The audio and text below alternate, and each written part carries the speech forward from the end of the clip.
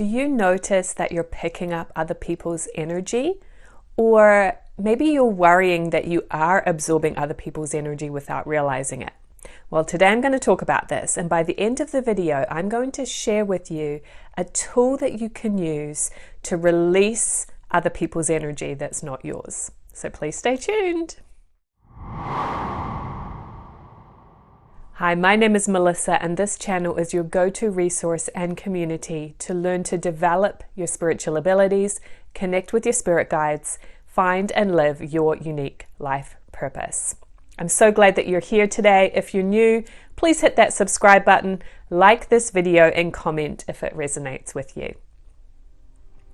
So let's talk about this. Do you absorb other people's energy? Well, the reality is you are energy. Everything is energy. And so yes, you do absorb other people's energy. And I think it's really important to acknowledge this and not to see it as a bad thing, but when you understand it, you can work with it in a more mindful way. If you don't work with it, you will be kind of blindsided by negative energy that's not really yours. So let's start with the beginning. You are energy, and I want you to try something with me. Rub the palms of your hands together and just take them a couple of inches apart and notice what you can feel between your hands. So maybe it feels like a tingling sensation, a heat, a warmth, etc. A magnet pulling. And you can slowly bring your hands apart and see if you can still feel it. Can you still feel it here? Can you still feel it here, etc.? And then you can bring it back in and just really notice what that energy feels like between your hands. So that is you. You are energy. And so every person here on this planet is also energy. We are all energy vibrations connecting with each other. And so the spiritual, this is a scientific concept actually, right? But the spiritual take on this is that you are sensing and feeling things energetically, not necessarily through the mind or through the body, although it can affect us that way too, but you feel things and you sense energy. So you can think of yourself as a radar system of energy going out and sensing things. And when you have a connection with someone, you will feel it more strongly. So a loved one, a friend, etc. If somebody is thinking about you, you can feel it. I remember years ago, my father's actually passed on now, but back when he was still alive, he lived in New Zealand, where I'm from, and I lived in the United States. And he would worry about me being so far away from home. And I would, without realizing what it was, I would feel this pressure and start to worry myself and wonder if I'd made a mistake moving to the United States. After a little while, I discerned it and I realized that's actually not my worry. I'm picking up on my dad thinking about me. Because we have a connection and an affinity, it didn't matter that he lived on the other side of the world. When he thought about me, I could feel it. And the same thing happens in the broader environment when there's a lot of energy in your neighborhood. So, when COVID lockdowns first happened is a good example. There was a lot of fear and concern and uncertainty and people worried and even panicking. And you could feel that in the environment. Right? It's not something you could necessarily put your finger on, but you could sure feel that energy if you're sensitive, and I know that you are. So this is happening all the time, and so it's really important to start to put some little habits in place to recognize and discern if what you're feeling actually belongs to you.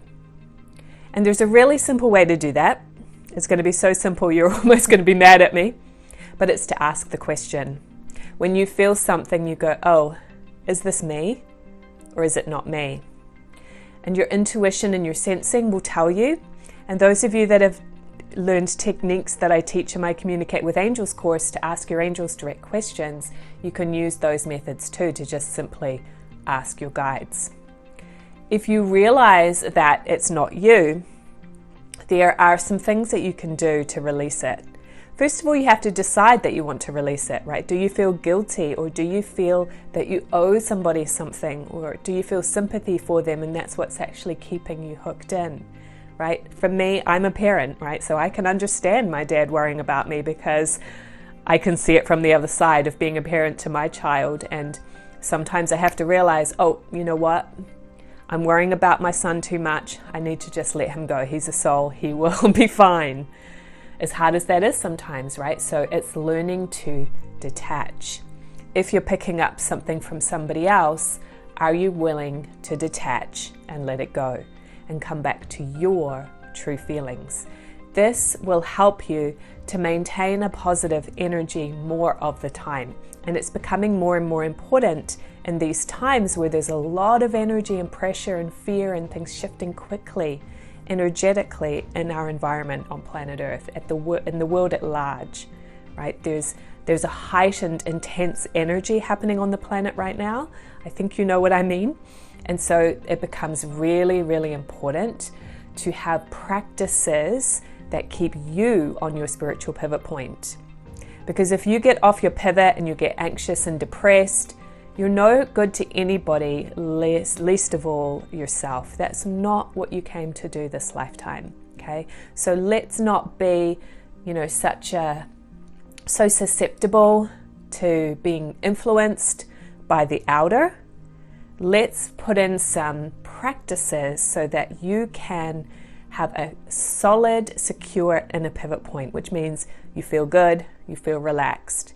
There's always going to be ups and downs in life. There's always going to be challenges. I'm not saying it's perfect, but the more sensitive you are and able to discern if it's me or it's not me, that means that you can ride those waves a little more smoothly. Rather than having this roller coaster ride of I feel great and now I feel crappy, right? And it's hard to get out of that really negative state. You stay in it for too long. I want you to just be able to ride this wave feeling relaxed, not tense, okay? So here's the key technique that I promised that I would share with you by the end of the video. If you do discern that an energy is not yours, that you picked it up from someone else, whether it be someone you know or something you don't know, here's what you can do. First of all, you can use the spiritual cleansing technique, and I'm going to post a link to that below if you haven't learned it yet. And I know many of my viewers have, but if you haven't, please go to the link and watch the video on how to do the spiritual cleansing technique. Because what that does is it brings you back to your highest potential, feeling calm and relaxed. And then here's the thing that you will add to it with this particular discernment. It's cutting the energy, okay? So you think about if you do discern who it is, and that's not always required to know who it was, right? Like with my story with my dad, I knew who it was, but you might not know who it was, and that's not always necessary. So, but if you do know who it is, you can think about that person. If you just realize you're picking it up from the environment, the neighbors, whatever, and you don't exactly know who it is, that's okay too. But just bring to mind, into your consciousness, that person or that energy, that pressure that you've been feeling. And then you're going to cut it by going, okay, 1, 2, 3, cut. Okay, so you say 1, 2, 3, cut, and you clap on cut, and then you cleanse again. And that cleansing at the end just fully releases it. And I would love you to comment below, what do you feel inside after you've cut the energy? Okay? And then you can be feeling your feelings, not someone else's. And that's the place that you want to be in this time, in this high energy, high pressure environment that we're living in on planet Earth right now. You need to be on that solid inner pivot point. We all do. So let's back each other and support each other in that. I'd love to hear your experience of it in the comments below. Again, if you haven't learned that spiritual cleansing technique, I just did it briefly. You saw me putting my hands over my head, but I really want you to watch that video where I take you step by step and explain in detail how to do the technique and how powerful and important it really is for your spiritual well-being. So you'll see that link below. It's communicatewithangels.com/cleansing, and I will see you over there on the spiritual cleansing video.